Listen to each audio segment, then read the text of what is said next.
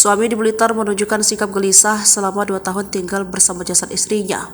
Tak tahan tinggal bersama jasad istri, ia pun menjual rumah yang juga kuburan istrinya. SH 30 tahun telah menghabisi nyawa istrinya Fitriani 21 tahun.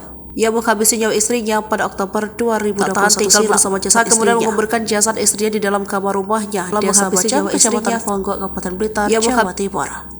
Pada Oktober, Fitriani dikubur dalam lubang sedalam 1,5 meter dengan lebar 60 cm x 70 cm. Telah menghabisi nyawa istrinya, kamar itu kemudian dikunci rapat.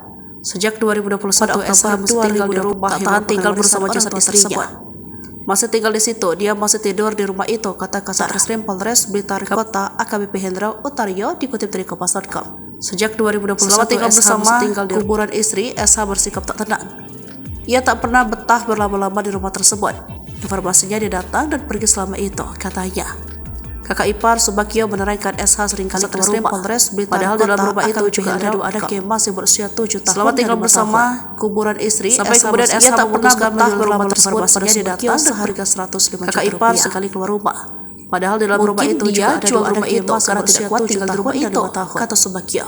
Sampai kemudian SH memutuskan menjual rumah tersebut pada Subagio seharga 105 juta. Keduanya kerap menangis dengan suara kencang tanpa sebab di tempat jasad Fitriani. Padahal dalam rumah itu juga ada 2 anak yang masih berusia 7 tahun. SH selalu memati-mati Subagio untuk tidak sampai kemudian SH memutuskan menjual rumah tersebut pada Subagio seharga 105 juta rupiah. SH selalu beralasan bahwa di dalam kamar itu tersimpan pusaka.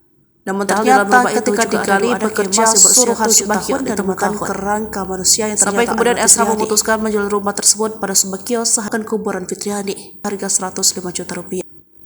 SH lalu beralasan bahwa di dalam kamar itu tersimpan pusaka. Namun ternyata